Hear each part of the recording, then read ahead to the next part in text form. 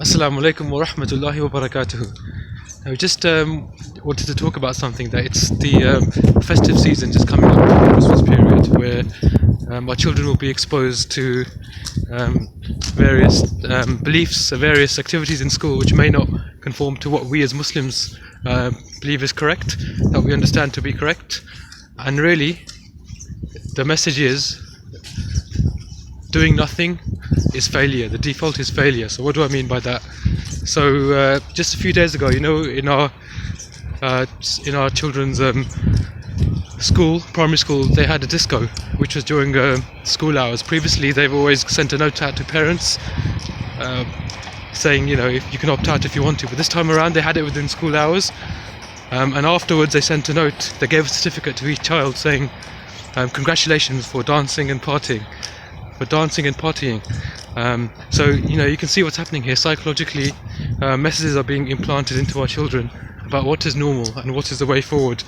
And even in my daughter's Christmas assembly, they had songs that they were singing, and beforehand she actually told us that I'm singing this, and one of the lines was we worship the King is born, we worship the King, na'udhu billah, talking about Jesus Isa alayhi salam, and he's the son of God, na'udhu billah. So we just told her, don't say these parts, don't actually sing these parts. And then she was aware not to do this. But if we don't engage with our children, if we just leave them to be, and leave them to do what they do in school, and not engage with them, the default really is failure. May Allah subhanahu wa ta'ala protect our children.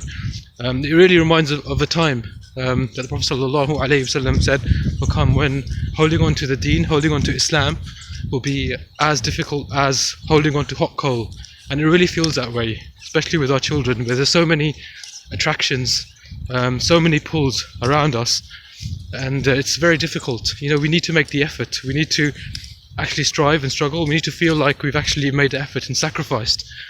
And also it reminds of a story in Surah Al-Buruj, where the story of the boy and the king, which we learn through Surah Al-Buruj, where the boy who used to learn from the magician, learn magic, but on the way he met a monk, and he used to slowly listen to the monk, and the truth, the fitrah of the boy started to come out, and he understood what was correct, and he left the magician and he took the side of the monk. So really, nowadays, everything around us, really, if you think about it, everything around our kids, the electronic devices, the attractions of the world, all of this is the magician. It's attracting, pulling our children in. We need to be the monk, the one that gives our children reminders, the one who implants that seed in our children. That seed will then grow, inshallah, and Allah subhanahu wa ta'ala will put barakah. Then they'll understand what the truth is. And just like Allah subhanahu wa ta'ala, he raised the status of the boy, who through him thousands of people, they accepted Islam, in the boy and the king.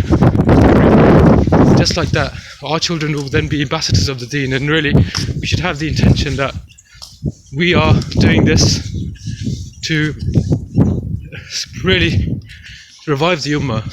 The ummah will be revived by our efforts and the efforts of our children. So may Allah subhanahu wa ta'ala make it easy for all of us, and may He give us the understanding and the ability to raise children who will be ambassadors of the deen. Wassalamu alaikum wa rahmatullahi wa barakatuhu.